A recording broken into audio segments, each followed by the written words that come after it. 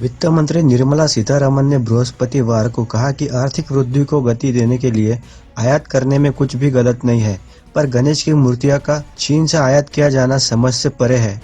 उन्होंने भाजपा की तमिलनाडु इकाई के कार्यकर्ताओं को वीडियो कॉन्फ्रेंस के जरिए संबोधित करते हुए कहा कि जो कच्चा माल देश में उपलब्ध नहीं है और उद्योग को उसकी जरूरत है, उसके आयात में कोई समस्या नहीं है।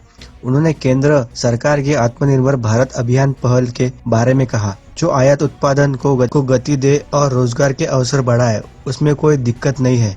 इस प्रकार का आयात किया जा सकता है। वित्त मंत्री ने कहा कि हालांकि अगर आयात रोजगार अवसर को नहीं बढ़ाता है और आर्थिक वृद्धि की मदद नहीं करता है, उससे आत्मनिर्भर होने और भारतीय अर्थव्यवस्था को कोई लाभ नहीं होगा। उन्होंने कहा कि गणेश की मूर्ति मिट्टी से बनी है और हर साल गणेश चतुर्थी के मौके पर स्थानीय कुम्हारों से इसे हम खरीदते हैं। सीतारमण ने कहा, लेकिन आज आखिर क्यों गणेश की मूर्तियां अभी चीन से आयात हो रही है? ऐसी स्थिति क्यों है? क्या हम मिट्टी से गणेश की मूर्ति नहीं बना सकते? उन्होंने साबुन रखने का डिब्बा, प्लास्टिक के सामान, अगरबत्ती जैसे सामान के आयात पर आश्चर्य जताया है। उन्होंने कहा है कि इस प्रकार के उत्पादों का स्थानीय स्तर पर घरेलू कंपनियों और सूक्ष्म लघु एवं मझोले उद्योगों के नवनिर्माण करने पर आत्मनिर्भरता को बढ़ावा मिलेगा। वित्त मंत्री ने कहा कि जो चीजें स्थानीय तौर पर उपलब्ध है, उसके आयात की जो स्थिति है, उसमें बदलाव की जरूरत है। आत्मनिर्भर अभियान के पीछे मूल मकसद यही है कि हम आत्मनिर्भर बने। उन्होंने कहा, आत्मनिर्भर भारत अभियान का मतलब ये नहीं है कि आयात बिल्कुल नहीं होना चाहिए। सीतारमण ने कहा कि औद्योगिक वृद्धि और रोजगार सृजन के लिए आप जो भी जरूरत है आयात करें।